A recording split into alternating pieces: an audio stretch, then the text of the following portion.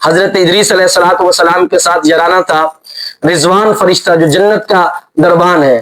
آپ نے ایک دفعہ فرمایا کہ رضوان تم روزانہ جنت میں آتے جاتے ہو، ایک دن مجھے بھی جنت کے اندر لے جاؤ، مجھے بھی جنت کی سیر کرواؤ کہ اللہ نے کتنی خوبصورت جنت بنائی ہے.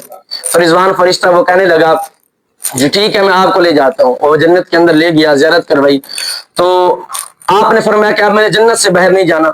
ادریس علیہ السلام جنت سے باہر نہ آئے تو آپ نے رضوان نے فرمایا کہ یا اللہ دیکھیں یہ جنت سے باہر نہیں آ رہے. تو آپ نے فرمایا کہ دیکھو اللہ نے قرآن میں کہا ہم فیہا خالدون، جو جنت میں ایک دفعہ آ گیا ہمیشہ کے لیے جنت میں رہے گا، اب میں کیوں جنت سے باہر جاؤں؟ یہ تو اللہ نے قرآن میں حکم بیان کر دیا ہے.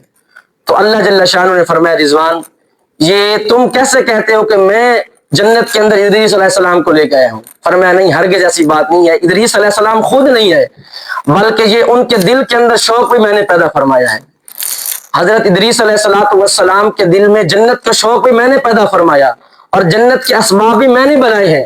اب جنت میں آنے کے بعد یہ دلیل بھی ان کے دل کے اندر میں نے ڈالی ہے کہ جنت سے باہر نہ جاؤں.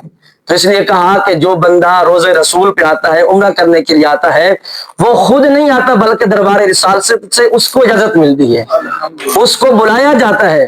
ہم کہتے ہیں نا محبوب کی محفل کو محبوب سجاتے ہیں، آتے ہیں وہی جن کو سرکار بلاتے ہیں. وہ لوگ خدا شاہد قسمت کے سکندر ہیں جو سرور عالم کا میلاد مناتے ہیں. یہ حضور علیہ الصلوۃ والسلام کے روزے انور کے لیے جانا، یہ وہاں سے اجازت ملتی ہے. آج دیکھیں کروڑوں روپے ہیں لوگوں کے پاس، ان کو موقع نہیں ملتا، ساری زندگی وہ ترستے رہے تڑپتے رہے لیکن آقا کریم علیہ الصلوۃ والسلام کے روزہ پہ نہ جا سکے. تو یہ کتنے خوش نصیب ہیں. اور دیکھیے کہ وہ شہر رسول رب ہو کے جس شہر کی قسمیں کھاتا ہے. اللہ سورہ بلد میں فرماتا ہے لا اقسم بہذا البلد، اے حبیب مجھے قسم ہے شہر مدینہ کی، وانت حل بہذا البلد، اللہ تو نے شہر کی قسم کھائی، مکہ کی قسم کھائی ہے یا مدینہ کی قسم کھائی؟ مکہ کی قسم اس لیے کھائی اس کے اندر مزاب رحمت ہے، فرمایا نہیں. کعبۃ اللہ ہے، فرمایا نہیں. یا اللہ یہاں چاہے زمزم ہے، فرمایا نہیں. یا اللہ یہاں صفا مروہ کی پہاڑیاں ہیں، فرمایا نہیں.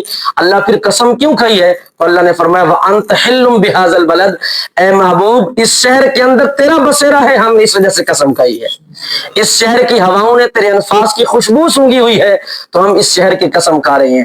آقا کریم علیہ الصلوۃ والسلام کی نسبت کی وجہ سے اللہ نے شہر مکہ کو اور شہر مدینہ کو فضیلت بخشی. بتاؤ کہ مکہ کے اندر جو بھی جائے گا کعبۃ اللہ میں ایک نماز پڑھے گا 1 کروڑ نماز کا ثواب ملے گا.